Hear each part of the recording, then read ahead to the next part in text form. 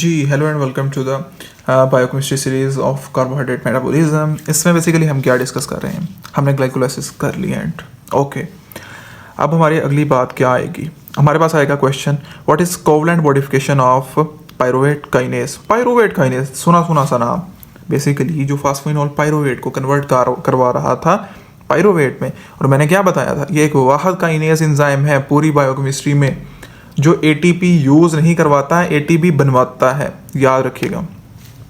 Okay, जब हमारे पास glucagon का लेवल ज़रा राइज करता है और इंसुलिन और ग्लूकोज का लेवल ज़रा कम होता है, तो बेसिकली क्या होता है, इंसुलिन और ग्लूकागोन इज ऑपोजिट। तो ग्लूकागोन ज़्यादा हुआ मतलब कि हमारी बॉडी में क्या चीज़ कम है, ग्लूकोज का लेवल कम है। ठीक है, अब ग्लूकोज का लेवल कम है तो ऑब्वियसली हमने इस रिएक्शन को यानी ग्लाइकोलाइसिस के रिएक्शन को इनहिबिट करवाना है। मैंने बोला था आपको कि बेसिकली जब एनर्जी हाई होगी तो ये इनहिबिशन होगी रेगुलेटरी स्टेप्स की। ठीक है, सेम इज हियर, हमने इनहिबिट करवाना है क्योंकि ग्लूकागोन ज़्यादा है, इंसुलिन कम है, ग्लूकोज कम है। इंसुलिन कब ज़्यादा होती है, जब ग्लूकोज ज़्यादा होता है। ग्लूकोज कब ज़्यादा होता है, जब वेल फेड स्टेट में होता है, खाना खा चुके होते हो आप लोग। ठीक है, अब क्या हुआ, अब बेसिकली क्या हुआ, अब जैसे ही ये ग्लूकागोन का लेवल ज़्यादा हुआ, रिसेप्टर पे जाके अटैच हुआ, वहाँ पे एक एंजाइम होता है एडिनाइल साइक्लेज, इसने एटीपी को कन्वर्ट करवाया साइक्लिक एएमपी में। जब एएमपी का राइवल राइज किया तो बेसिकली एक न्यूरोट्रांसमीटर भी है और सेकंड मैसेंजर सिस्टम के तौर पर भी काम करती है। तो यहाँ पे सेकंड मैसेंजर पढ़ रहे हैं तो वही देखेंगे। सेकंड मैसेंजर सिस्टम क्या करता है, ये बेसिकली एक एंजाइम के पास प्रोटीन के पास जाता है, प्रोटीन काइनेज ए। ठीक है, अब प्रोटीन काइनेज है क्या है, अब जहाँ काइनेज का वर्ड आ जाए मतलब कि वो प्रोटीन हो या एंजाइम हो या कुछ भी हो, उसका काम होगा कि वो फास्फोरिलेशन करवाता है। अब काइनेज ने बेसिकली पायरुवेट काइनेज जो कि एक एक्टिव फॉर्म में था उसको फास्फोरिलेटेड फॉर्म में ला के उसको करवा दिया इनहिबिट, यानी कि उसकी इन्होंने फास्फोरिलेशन की, काइनेज ने इसकी फास्फोरिलेशन की और फास्फोरिलेशन के लिए एटीपी यूज़ किया, एटीपी का फास्फेट लेके इसके साथ अटैच किया और ये बन गया इनएक्टिव। जब इनएक्टिव हो गया तो बेसिकली ये रिएक्शन जो है ये रुक जाएगा, जिसमें बेसिकली एटीपी खुद भी प्रोड्यूस हो रही थी, वो एक अलग चीज़ है।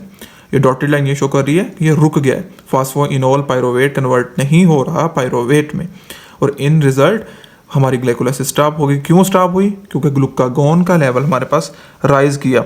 और ये कब राइज करता है, जब ग्लूकोज का लेवल कम होता है, मतलब कि हम वेल फेड स्टेट में नहीं है, एनर्जी लेवल नहीं है। तो बॉडी ने कहा भाई रोको इस पूरे प्रोसेस को, ग्लाइकोलाइसिस को। इस तरह से ये रिएक्शन जो है इनहिबिट करता है। हम बुक रीडिंग इंशाल्लाह बाद में करेंगे, उसमें सारे के सारे मैं आपको एमसीक्यू मार्क करवा दूंगा। अब ज़रा एक और एमसीक्यू पॉइंट की तरफ चलते हैं। ओके, पेपर में क्वेश्चन आता है how the pyruvate kinase deficiency cause anaemia.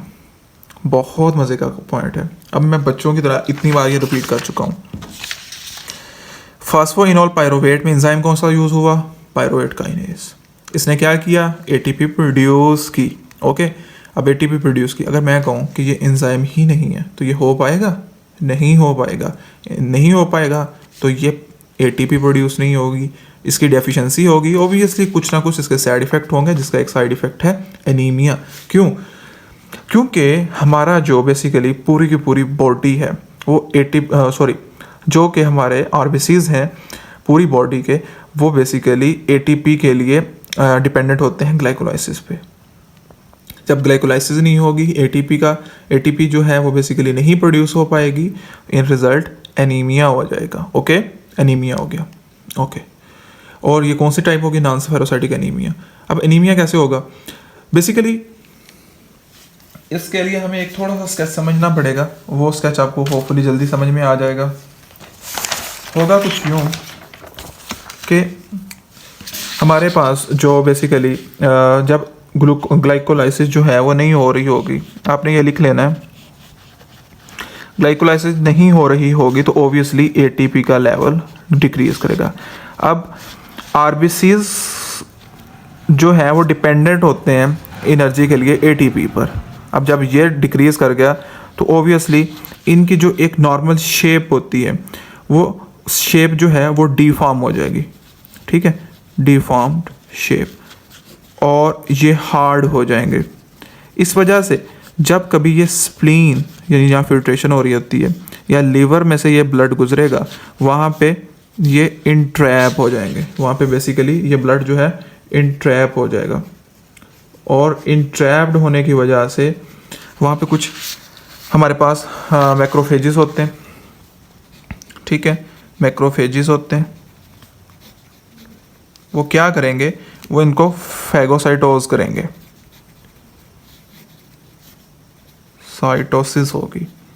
जैसे ही फाइगोसाइटोसिस होगी तो बेसिकली क्या होगा, ऑब्वियसली आरबीसीज डिस्ट्रॉय होना शुरू हो जाएंगे, और इसकी डिस्ट्रक्शन इंक्रीज कर जाएगी।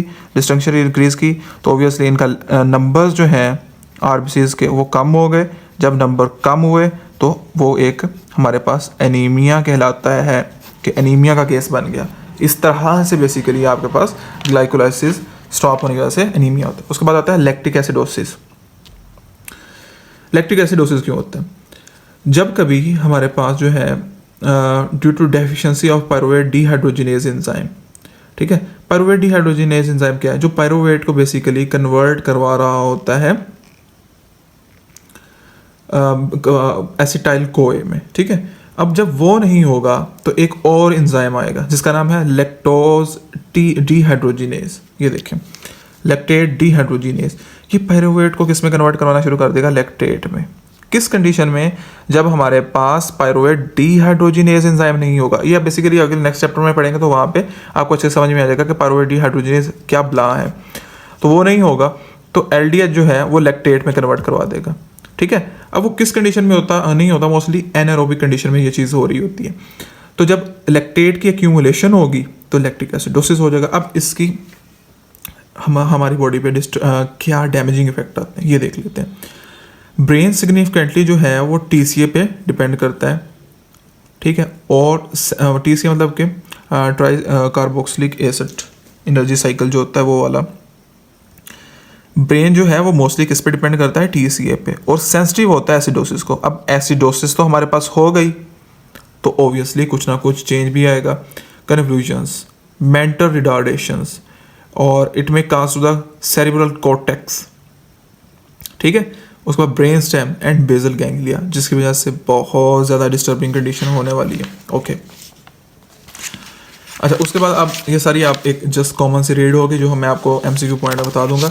उसके बाद एक इंपॉर्टेंट क्वेश्चन, अगेन रेगुलेशन कैसे होती है। जो 3 स्टेप मैंने आपको बताए थे, फर्स्ट, थर्ड और लास्ट वन, इन सब को इंसुलिन कहेगा एक्सलरेट करो, ग्लूकागोन कहेगा ज़्यादा इसको बिल्कुल स्टॉप कर दो, ओके। अब स्टॉप करने की वजह से ऑब्वियसली ग्लाइकोलाइसिस इनहिबिट होगी। तो ये इसकी है बेसिकली हार्मोनल रेगुलेशन। इसी तरह ये यूक्यू आता है। आप इसके लिए एक एडिशनल भी लिख सकते हो कि ग्लूकोकॉर्टिकॉइड भी ग्लाइकोलाइसिस को इनहिबिट करवाएगा, और ग्लूकोनियोजेनेसिस मतलब कि वो आपको आगे पता चल जाएगा कि क्या होती है, वो ग्लूकोज की प्रोडक्शन होती है, उसको बेसिकली ये एक्सलरेट करवाएगा। लास्ट वन जो कि है what are the alternative fates of pyruvate. Pyruvate से और क्या कुछ प्रोड्यूस हो सकता है, मैं आपको जरा इसके नोट्स की फॉर्म में थोड़ा सा आपको इसको दिखाने की कोशिश करता हूँ ताकि ईजी हो जाए आपके लिए, okay. Let's have a look. 3 fates होती हैं, oxidative decarboxylation, carboxylation to oxaloacetate and reduction to ethanol, ठीक है। अब ये किस तरह से काम करती हैं, इसके लिए 3 एंजाइम रिक्वायर्ड होते हैं, pyruvate dehydrogenase complex, pyruvate carboxylase और पायरुवेट डी कार्बोक्सिलेज। थोड़ा सा रट्टा है, मैंने इसको बहुत शॉर्ट फॉर्म में लिख दिया, ओके। ये बहुत ऐसा रिएक्शन है जो कार्डियक मसल में हो रहा है। ऑक्सीडेटिव मीन्स के removal of hydrogen, decarboxylation means के removal of carbon dioxide. Basically जो पायरुवेट होता है ये बेसिकली हमारे पास होता है 3 कार्बन कंपाउंड। ये अपना 1 कार्बन कंपाउंड निकालता है तो 2 कार्बन कंपाउंड जो कि है एसिटाइल को ए ये बनता है, ठीक है, याद रखिएगा ये 2 कार्बन होते हैं। तो हमारा 1 कार्बन निकल गई, डी कार्बोक्सिलेज एंजाइम यूज हो गया, ठीक है। पायरुवेट डिहाइड्रोजिनेज एंजाइम हुआ। बेसिकली इसकी इंपॉर्टेंस क्या है, अच्छा ये सारे के सारे रिएक्शन इरिवर्सिबल होंगे। अच्छा ये एसिटाइल को ए बनाएगा, अब एसिटाइल आगे जाके फैटी एसिड्स भी बनाता है। कार्बोक्सिलेशन ऑब्वियसली कार्बन जो है वो ऐड होगी अब। अच्छा एक और ट्रिक नंबर 4, काइनेज की बात की, फास्फेटेज की बात की मैंने, अब फोर्थ में हम बात कर लें कार्बोक्सिलेज, जहाँ पर कार्बोक्सिलेज आएगा मीन्स के एडिशन ऑफ कार्बन होगी वहाँ पे, ठीक है। कार्बोक्सिलेज का मतलब क्या होगा कि वहाँ पे कार्बन ऐड हो रही है, कार्बन के नंबर इंक्रीज कर रहा है बाय 1। इस सारे जो एंजाइम है ये वाला, इसको बेसिकली एक्सलरेट कौन सी चीज़ कर रही है, एसिटाइल कोए। अच्छा, इसकी इंपॉर्टेंस क्या है? ऑक्सैलो एसीटेट जो है वो बेसिकली आपको पता है कि जैसे टीसीए में इन्वॉल्व होगा और टीसीए के इंटरमीडिएट जो कम हो रहे हैं उसको जल्दी से थोड़ा सा एक्सलरेट करेगा, रिप्लेनिश करने की कोशिश करेगा, पूरा करने की कोशिश करेगा। इसी तरह एक रिडक्शन का प्रोसेस भी होता है। रिडक्शन होती है बेसिकली डी कार्बोक्सिलेज की प्रेजेंस में, और इसको B1 थायमीन पायरोफॉस्फेट एक विटामिन होता है B1, वो चाहिए होता है और इसको इनहिबिट कर रहा होता है एसिटाइल कोए। ये याद रखिएगा, ये दोनों MCQ पॉइंट हैं। और इसको बायोटीन चाहिए होता है, ये भी एक MCQ पॉइंट है। अब पायरोवेट बेसिकली एक कार्बन निकालेगा और एसिटाइल एल्डिहाइड में कन्वर्ट हो जाएगा, ओबियसली 3 1 एंड 2 1, 2 कार्बन हो गए। अब यहाँ पे हमारे पास NADH प्रोड्यूस होगा और ये बन जाएगा इथानॉल। इस तरह से ये आप बना लेंगे, थोड़ा सा रट्टा लगाना आसान होगा, थोड़ा सा ये रट्टा है, लेकिन इसके एंजाइम आपको सब क्लियर तब होंगे जब आप TCA पढ़ लेंगे। TCA इंशाल्लाह ताला नेक्स्ट वीडियो में हम पढ़ने जा रहे हैं। होपफुली कुछ भी आपको कोई कहीं भी गड़बड़ लगे या आपको थोड़ा सा कहते हैं ना कॉन्सेप्ट मिसकंसेप्शन हो गई हो या कुछ भी आपको इशू हो और या कॉन्सेप्चुअल इशू हो, आप कमेंट्स में पूछ सकते हैं। इंशाल्लाह ताला आई शैल ट्राई टू आपको रिप्लाई मिल जाए। होपफुली मिलते हैं नेक्स्ट वीडियो में। अल्लाह हाफिज़।